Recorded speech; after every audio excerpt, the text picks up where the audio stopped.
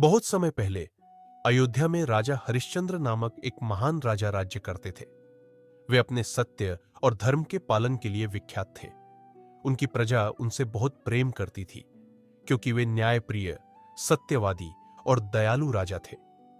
एक दिन राजा हरिश्चंद्र की परीक्षा लेने के लिए देवताओं ने एक युक्ति रची।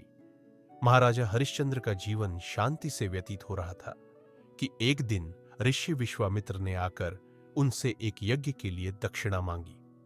सत्य के पालन के प्रति राजा हरिश्चंद्र ने तुरंत अपनी रानी शैव्या और पुत्र रोहिताश्व के साथ अपना सारा राज्य दान कर दिया।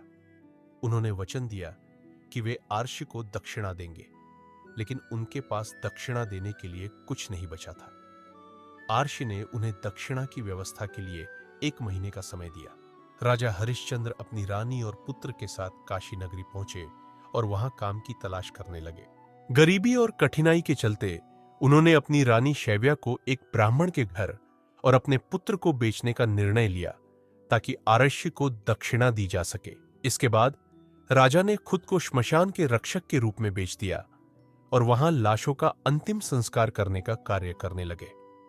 कुछ समय बाद राजा हरिश्चंद्र के पुत्र रोहिताश्व को एक सांप ने काट लिया और उसकी मृत्यु हो गई। शैव्या अपने मृत पुत्र का शव लेकर श्मशान पहुंची, लेकिन राजा हरिश्चंद्र ने नियम के अनुसार अंतिम संस्कार करने के लिए श्मशान कर देने की मांग की।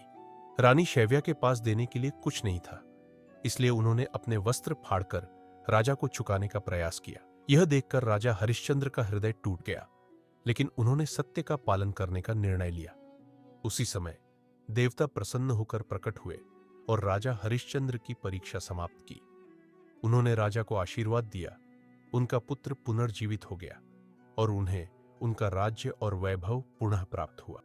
आरषि विश्वामित्र भी अत्यंत प्रसन्न हुए और राजा हरिश्चंद्र की सत्यनिष्ठा की प्रशंसा की।